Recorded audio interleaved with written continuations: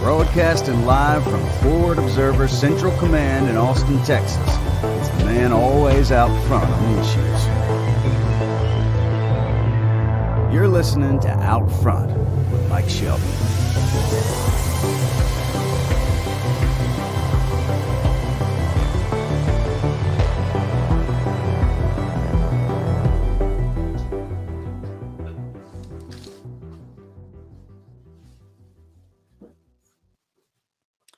Hello and good afternoon and welcome to Out Front. I'm your host, Mike Shelby. We've got a few things to talk about today.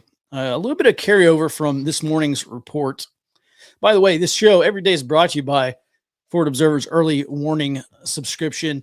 We don't have Patreon on this particular show. If you want to support what I do every afternoon, you can become a Forward Observer subscriber at www.forwardobserver.com/subscribe. So several years ago, I started listening to this, I don't know, I guess you call him an artist. He goes by Akira the Don. And he has this music that he calls Meaning Wave.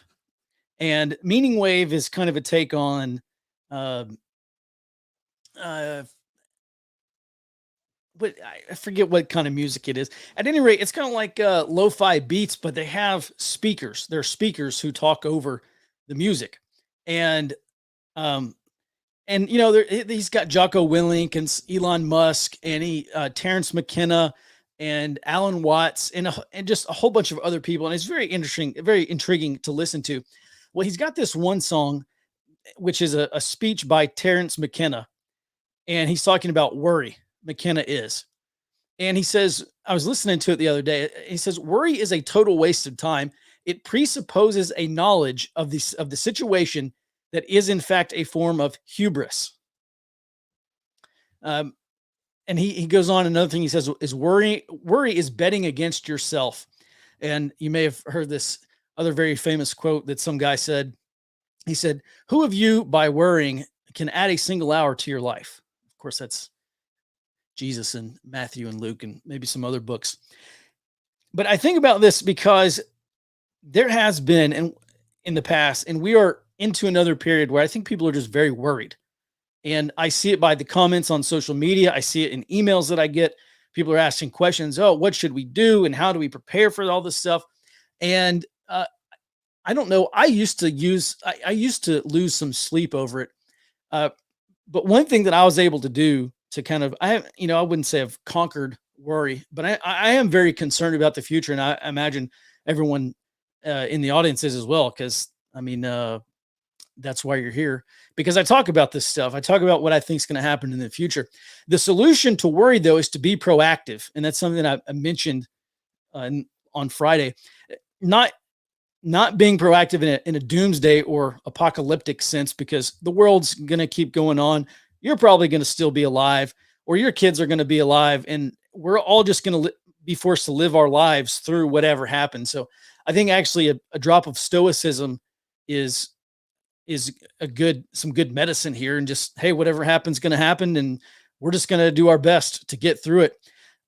What we do here at Forward Observer is try to present a vision of the future, at least some potential of what we think could happen in the future that is reality based. It's intelligence driven. We're looking at the indicators. We're looking at the evidence, and we're saying, hey, this thing over here, like let's say hyperinflation. Hyperinflation, not right now. It's not in my base case scenario.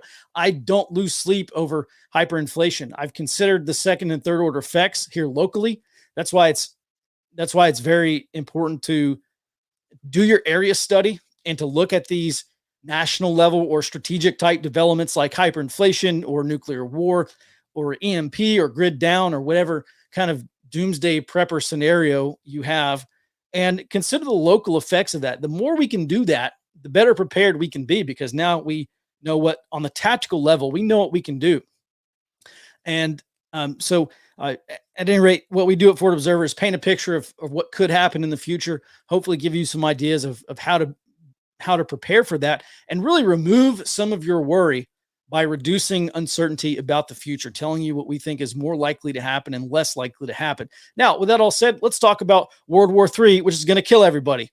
So there's this guy on Twitter, and I say that tongue in cheek, of course, but there's this guy on Twitter. His name's John Spencer. He's a retired U.S. Army major, and now he's the chair of the Urban Warfare Studies at Madison Policy Forum.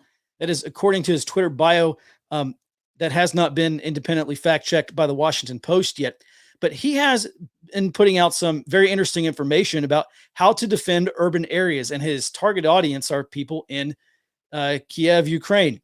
And he went in on very granular detail about how to put tires and how to deconstruct buildings and take the bricks and take concrete and go throw it out into the middle of the street. And block by block, this is back when the Russians maybe were going to go into Ukraine and into Kiev, Ukraine, force the Russians block by block and build these concentric rings so that every 100 feet, the Russians, they have to deal with another obstacle. They're dealing with snipers. They're dealing with all the defense in depth. They're just having to continually overcome these obstacles. And John Spencer said, look, that's how you slow down. That's how you play urban defense. That's how you slow down an invader in an urban environment. And he's written this several iterations now. It's called the Mini Manual of the Urban Defender. You can download it in PDF. It's free right on his website. And if you follow him on Twitter, by the way, I'll try to get that link and put it down in the show notes after we're live. And I want to go through portions of that mini manual because there's some very important points on there for general preparedness for us. I think there's some very strong takeaways that we'll get into. Now, on the topic of John Spencer, let's get into some other things that he said. This one over the weekend, there's one in particular, and Dustin, if you want to throw that tweet up on the screen. Over the weekend, he was talking about these events in Bucha, Ukraine, which there's some videos and images that show Russians allegedly have committed mass murder. They executed a bunch of people. Some of those people had their hands tied behind their backs, and they were shot in the head. Here's what he had to say. Genocide committed in Ukraine. Reports/photos show civilians with their hands tied behind their backs, shot in head, could be thousands, mass graves, massacre of Bucha, northwest of Kiev. He says Kiev. I pray the cover of all our newspapers tomorrow show front page, the U.S. must intervene. And that's really the biggest point. He says the U.S. must intervene. And we have seen a lot of, I would say it's definitely information operations targeted. They call Putin Putler, which is a portmanteau of Putin and Hitler. And there's that really striking image where Putin is on a train and he's looking out the window and there's a reflection in the window of the train and it's the face of Adolf Hitler. There's been a very big effort to link those two. And of course, the Ukrainian President Zelensky he's addressed the German Bundestag. He's addressed U.S. Congress. He's on the Grammys or whatever last night. And, basically saying, look, this is the second Holocaust. You have to come in and intervene, and we need the West's help. And the West needs to donate their militaries. They need to give us arms and deploy troops over here. And he absolutely has been gunning for World War III for the sake of Ukraine. This is just the latest. This John Spencer's call here for what is in effect U.S. intervention would be World War III. Same thing with the no-fly zone. This is just the latest iteration of some people who are listened to, I think, by the DC establishment, and they absolutely are gunning for World War III. And this actually does concern me quite a bit. There's a couple of other points here that I want to make. Sergei Lavrov, he's the Russian foreign minister, and today he said he was talking about Western sanctions, U.S.-led sanctions against Russia, and he said, quote, a real hybrid war, total war was declared on us. He's talking about us being Russia. And he says the goal is to, quote, destroy, break, annihilate, strangle the Russian economy and Russia on the whole, end quote. And when we start, and Putin said as much back earlier last month, he said, this is an economic war. And what we call this is gray zone warfare. It's economic, diplomatic, information war it is war beneath this threshold of conventional war, but it absolutely is a war nonetheless. And the United States and Russia have really been locked into this gray zone war for, for a couple decades now. And as has China, especially. There's one other thing I want to say, and where I'm getting with this is I think there are actually some people who actually are gunning for World War III or gunning for at least for U.S. intervention, not themselves, by the way, or not their kids, but someone else's kids to go over to Ukraine. J.P. Morgan Chase CEO Jamie Dimon, he published his annual letter to shareholders this morning, and he said a few things about what was shaping up. By the way, this was in our early warning report that went out to subscribers. The first thing he said, well, the three things that I took notes on, he said that the ongoing Russia-Ukraine war risks a sharp global economic downturn. That, of course, is nothing new. Dimon notes that further sanctions against Russia are possible, adding that the situation, quote, could easily worsen. And he continues, he's talking about the confluence of all these events, the confluence of war, sanctions, and economic instability. He says that, quote, may dramatically increase the risks ahead. And he characterizes those worsening conditions as, quote, a potentially explosive situation. And when I first read that, I thought, well, is this maybe an oblique reference to the potential for a world war or World War III scenario? And I actually don't think that's far off base, because if the United States were to get involved, other than just sending javelins and other things over there, even beyond just training Ukrainian guerrillas, I think it actually would. The other thing is too, when people have talked about nuclear war, and the administration has been talking up the cyber attack, which, by the way, I can independently confirm from a friend of mine that there is escalated abnormal Russian cyber activity.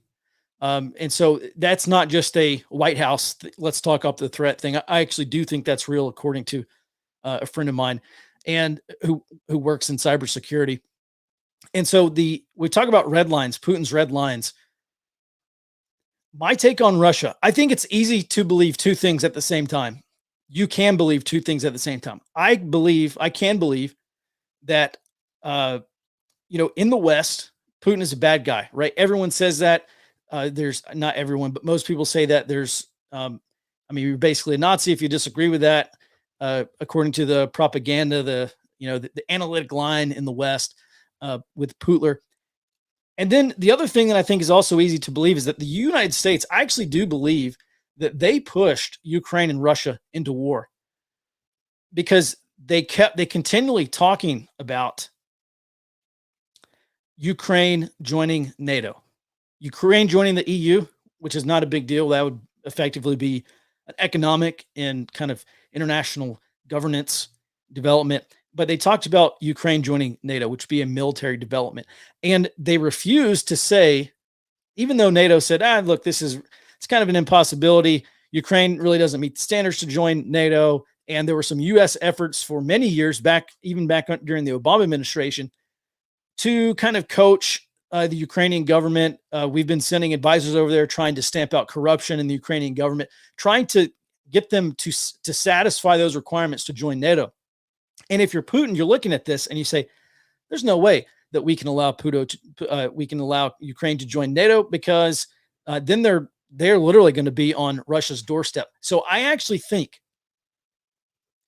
that I absolutely do agree with most people that I think Putin can be simultaneously a bad guy, and that we also pushed him into this situation like a cornered dog who's growling and barking, and you keep getting closer and getting closer, and you stick your little foot out there and he bites you.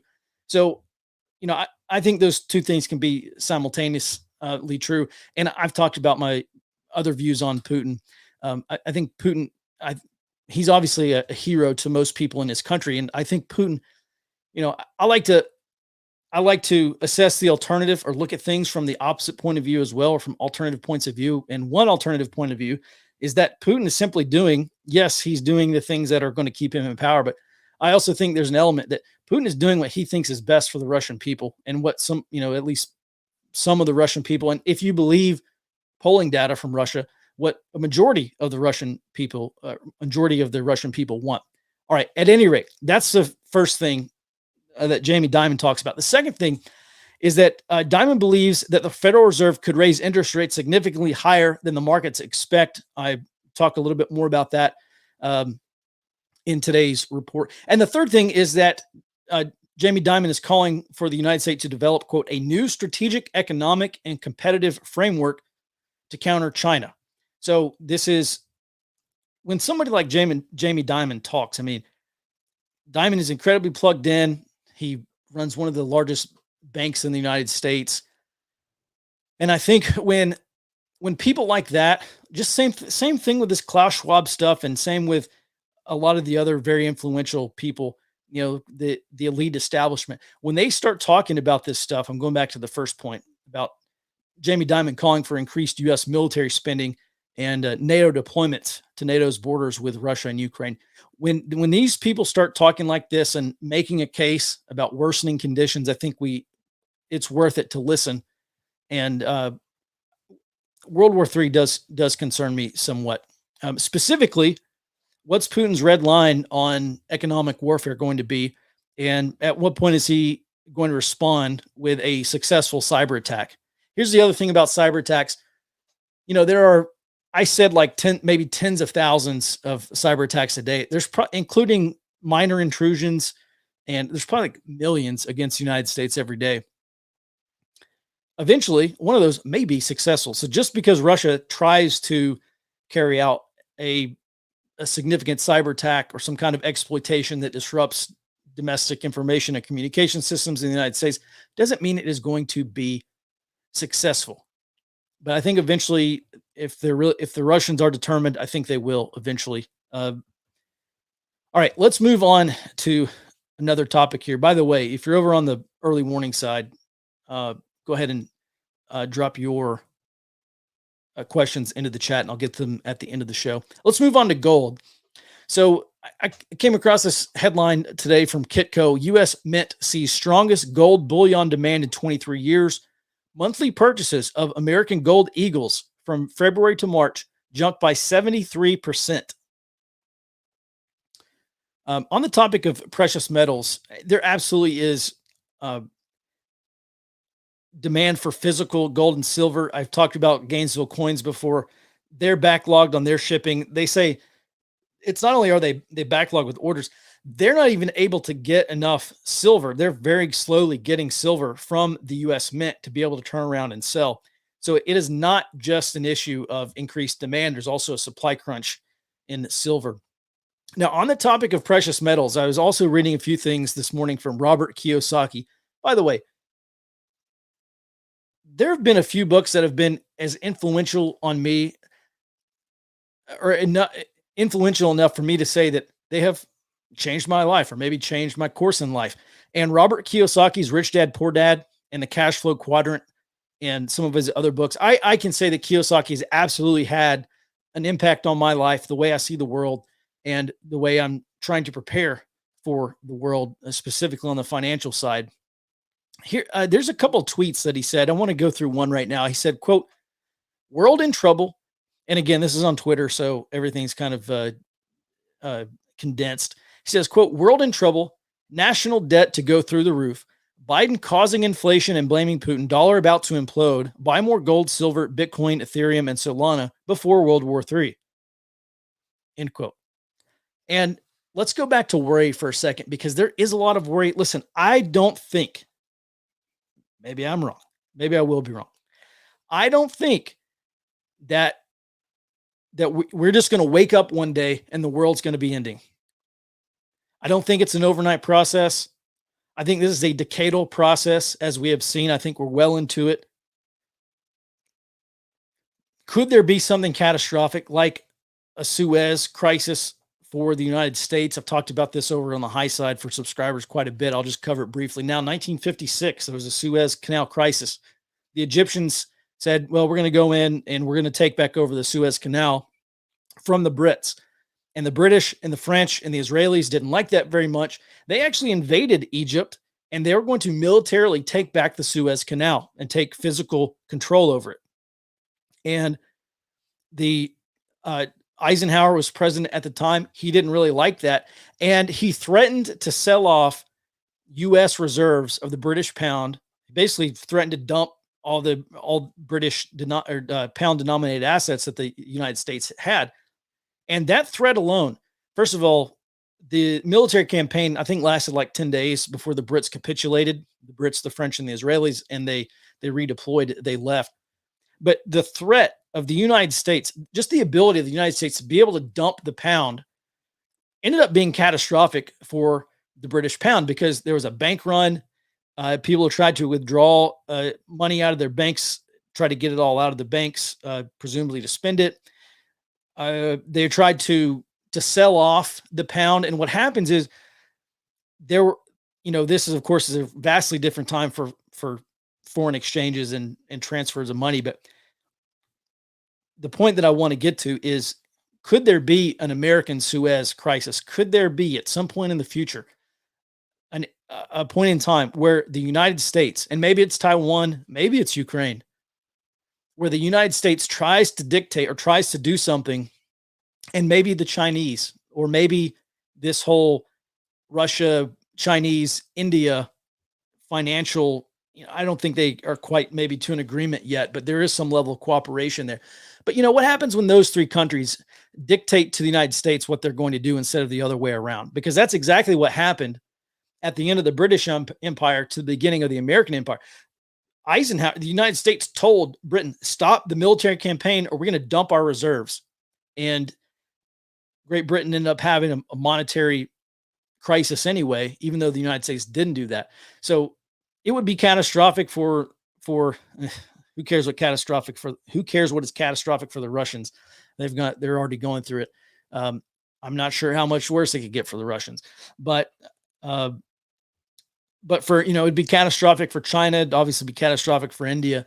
But I do wonder, and actually Niall Ferguson has talked about this. He's kind of the first guy that put this on the radar. He's talked about what would an American Suez crisis look like. And I do, when we talk about the decline in the US dollar or the displacement or the replacement of the US dollar as the world reserve, I just go back and I think American Suez is like an overnight, like that plays out over the course of days or weeks. I just don't think that's likely. I think what is far more likely is that this takes, 5 to 10 to 20 years. And, I talk about this JP Morgan study all the time. They did a study on the lifespan of a currency as the world reserve. And they found that world reserve currencies, the currency typically lasts 80 to 100 years as the world reserve. And you go back to Bretton Woods in 1944 and you add 80 and you get to 2024. You add 100 and you get to 2044. So I think we're in that 20-year window here, the time horizon for when the dollar might give it up. And the digital dollar is very interesting. Could the digital dollar, the central bank digital currency, could that extend the life somehow of the dollar? Maybe. We'll leave that discussion any further for another time. But I just want to go over gold and silver demand is exploding. And that's because people are worried. People are scared and they want to have they don't want ones and zeros in a bank account. They don't want necessarily ones and zeros in a stock market in some mutual fund account. They want something physical that they can hold on to. And when we talk about the wisdom of the crowds, some people say, figure out where the crowd is going and be the contrarian, and you'll end up better. But, in this case, for the stampede towards gold and silver, I think Americans are right on target. All right. Let's talk about, before we get to some questions or other comments, let's talk about this food situation real quick. This is going to be a recurring theme in the economic early warning, our Thursday high side briefing. But I just saw this morning, Kazakhstan say they are considering a temporary limit on exporting grain and flour because they want to make sure that they can first meet their domestic needs.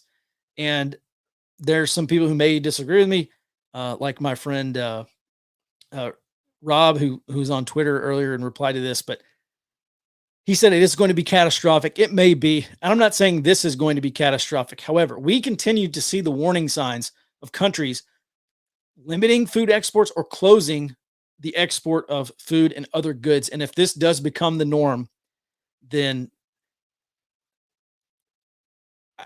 I'd be interested to know what the Biden administration is thinking on on U.S. food exports, because we grow a tremendous amount of food here.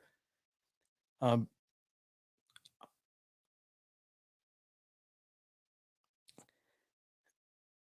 I don't think Americans are going to be like starving like they will be in some parts of Africa or the Middle East, but I do. It's very easy to see how it could get very very bad here in the United States. I'm not necessarily saying that that will happen, just that it absolutely could. You don't need me to tell you that. All right, with that, let's go ahead and jump into some questions. Over on the high side, I'll get to you first. The concern, my country gal says, my concerns are propaganda. Do you think the Bucha situation was staged or real? I've seen a lot of people look through the video of that, look through one of the videos where Russians are driving down the street, or maybe Ukrainians are driving down the street, and their bodies on the ground. And someone says that that was staged because one of the bodies moves his hand. I actually don't think it's the body moving the hand. I think it is, or that person is still alive who's supposed to be dead moving his hand. I think um, there was like a crack or like maybe a water droplet or something on the windshield. And as that person drives past, you can see how someone could mistake that as a hand, because like 5 or 10 seconds on in the video, you see that same water droplet on the windshield. Was it staged? Listen, Dustin and I were talking about this before the show started. The Russians have 100-year history of doing this. I don't see why they would stop doing it in Ukraine. And I know people have said, and I've observed as well, it appeared early on the Russians were actually trying to minimize civilian casualties. That obviously is no longer the case. And I obviously I'm not there. I can't confirm it, that it did happen, but my perspective from here is that it did happen, and that this is not it's not propaganda. I think yeah, it probably did happen. But here's the thing. Okay, Brian says that his money's on it being staged. Here's the thing. Like a week ago, maybe even the middle of last week, we saw, or I saw on Telegram, because there's a bunch of Ukrainian and Telegram channels pushing out videos and pictures and stuff.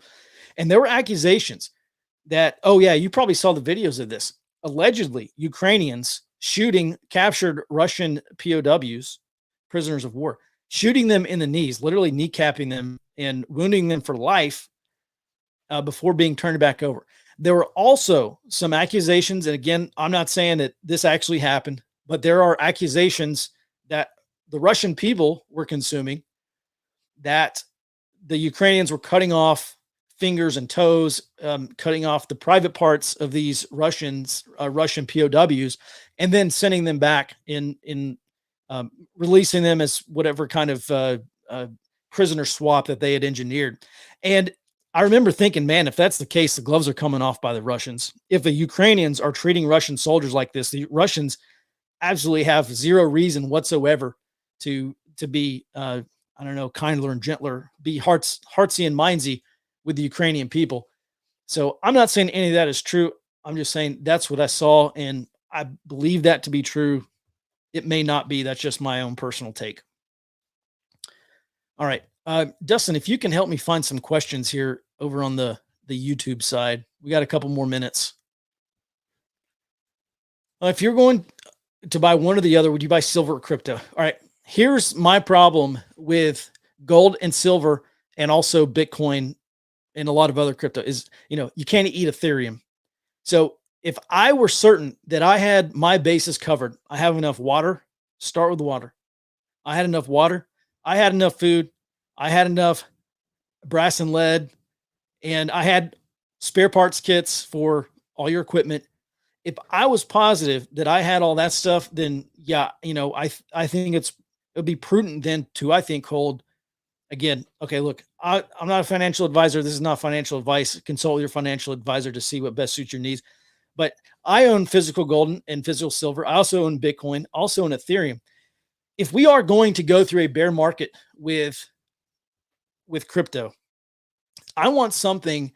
Bitcoin doesn't produce anything. Gold and silver, they don't produce anything. If we go back to I've kind of adopted this as my almost investment thesis, but Ray Dalio back, a month or two ago, came out and said, in the future, during a period of stagflation or high inflation, weak economic growth, flat growth. Real wealth is production. You owning the means of production to produce something of value. Gold, silver, Bitcoin doesn't produce anything. Ethereum, if you believe that in 5 or 10 years or 2 or 3 years, Ethereum is going to be worth more than it is today, you can stake your Ethereum. You can stake your Cardano. You can stake a lot of other crypto assets. And like with my Cardano, every 5 days is payday. I get a staking reward every 5 days. So do I care about what the price of Cardano is going to be a year or two from now? No, I don't. Am I betting that it's going to be much higher in 5 to 10 years? Yes, I am. So again, I think everything comes back to production. What kind of equipment or machinery, what can you buy as a store of value that produces something of value that you can turn around and sell?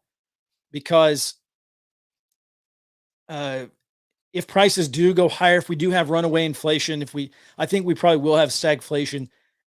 And by the way, on that note, even if you go back to the great inflation of the late 60s all the way up till 1980 or maybe the early 80s, you can see there were periods of very rapid inflation and then disinflation, and even some months of deflation. So if we're doing that, I just want to make sure that I can produce something that I can turn around next week and sell for more money than I can for today if the value of the dollar is going down, if that makes sense to everyone.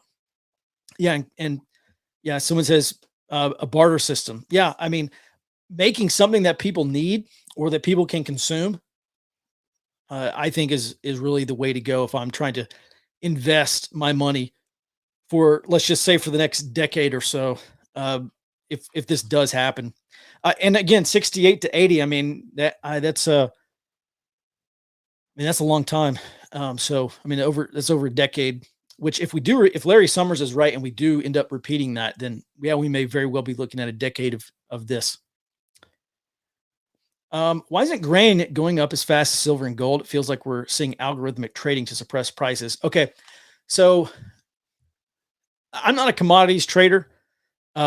If that's probably a much better question for Man Integrated or Javier Goya 7 on Twitter. And Javi is actually a full-time professional commodities trader. One thing I think of, maybe to answer that question, is storing gold and silver is easy. Storing wheat is a lot more expensive because you have to have temperature, you have to have humidity requirements. I'm sure if grain gets wet, it's gonna spoil. So maybe that's one reason, because if you buy wheat futures contracts, if you don't sell that, you have to take delivery of that. And so many people can't take delivery. So you absolutely do create a lot of a lot of selling pressure, because you don't want to be a commodities trader that gets stuck with a ton of, or metric ton or whatever of wheat. That's my initial take. I could be wrong, but all right. Let's see. Let's maybe do like one or two other questions. We'll scroll through here and we'll call it a day. By the way, I'm going to be back on the show every day, Monday through Friday at 2 p.m. So if you want to join along, certainly would love to have you. Jump in the chat and or ask some questions here, and we'll go through it. All right. Dustin says not seeing any. All right. Well, guys, with that, I certainly appreciate your time and attention.